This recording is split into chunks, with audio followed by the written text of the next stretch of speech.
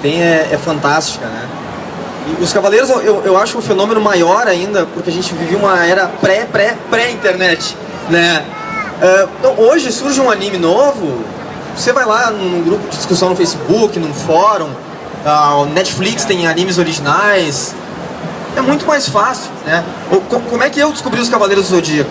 Um dia jogando futebol na rua, chegou um colega e me disse assim, cara, tem um desenho maluco, onde tem um japonês que dá 100 socos e 100 chutes ao mesmo tempo.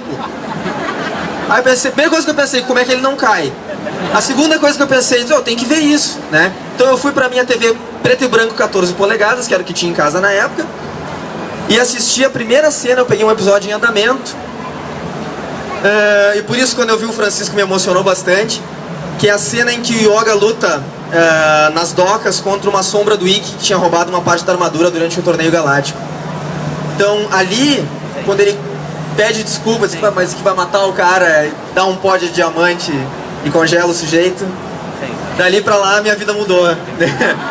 Nunca mais eu parei de assistir, e a Manchete tinha uma sacada muito legal, que eles passavam o desenho pra todo mundo ver. Ele passava pela manhã pra quem estudava à tarde, e pela tarde pra quem estudava de manhã, e eu assistia as duas vezes porque dava tempo. Mas sabe que o fato de não ter internet nessa época que começou os Cavaleiros é que fez toda a diferença no sucesso real. Porque hoje em dia a internet, ela traz tudo muito fácil, é muito rápido e é muito descartável também. Então acho que essa coisa dos Cavaleiros ter tido toda essa comoção, ter tido todo esse povo até hoje, é por isso. Porque a gente sentava para assistir televisão. A gente curtia ficar à tarde lá, tomando lanchinho, o pai assistindo. Hoje não, entendeu? A molecada quer game, joga, já muda. Eu sei que tenho 2 filhos pequenos. Então isso fez a geração CDZ ser tão forte. E tinha uma outra coisa que eu acho interessante, que a internet... sem a internet a gente não tinha spoiler, e a gente imaginava coisas inimagináveis, porque o que acontecia?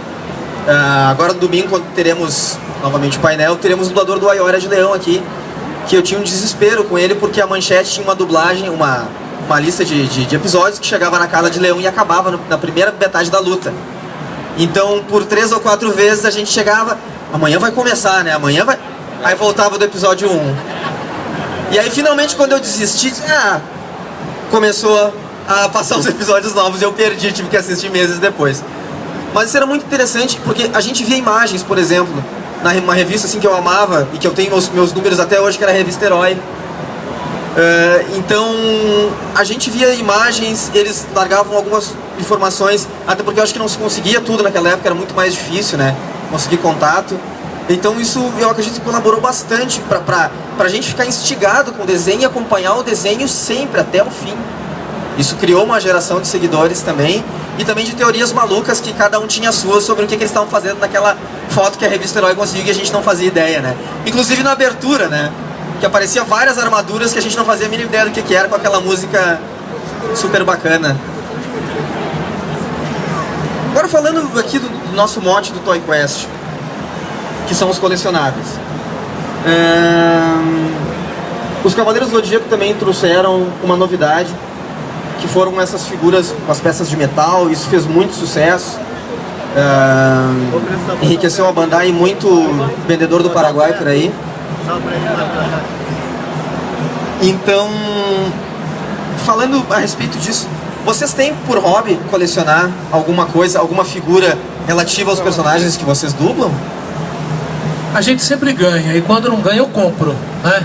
Eu tenho alguns sim, eu tenho 2 Yoga em casa, tenho um Shadow Moon também que me deram, do Black Kamen Rider, e tem o capitão dos Pinguins de Madagascar, que eu coloco lá comigo, são meus ícones. Pode xingar o Kowalski, por favor? Kowalski, cale a boca e preste atenção. Demais.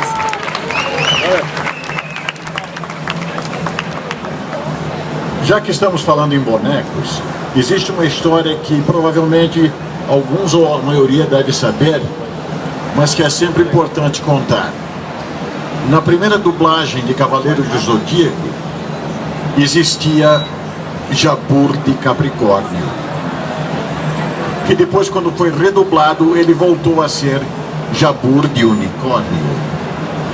Porque quando eu estava dublando o capítulo em que esta figura nefasta aparecia, o cliente estava do meu lado. E quando a gente disse, porque Jabur de Unicórnio, disse, diga Capricórnio. Falei, amigo, ele só tem um chifre. Ele disse, pois é, mas eu não tenho o boneco dele.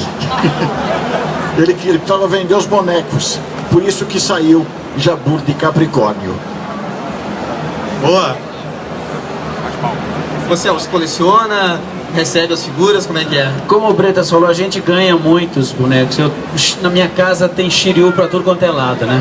É desenho, é quadro, é boneco, é estátua, é chaveiro, tem Shiryu pra tudo quanto é lado. Tem o Kakashi também, que eu ganhei, aqueles que você monta, né? Tudinho, vem com os detalhezinhos. Outro dia eu ganhei o Mork também, dos pinguins. Enfim, eu não compro, eu não costumo comprar, não. Mas guardo com carinho tudo que eu ganho. Já quase não tem mais espaço lá em casa de tanto presente. Hoje mesmo já ganhei um desenho do Shiryu aqui. Enfim, eu coleciono os presentes que eu ganho. Na sua casa o que não falta é a armadura, então. Ah, não mesmo. Não mesmo. Graças a Deus, até hoje, beleza. E nessas questões dos desenhos, como dos pinguins, que saem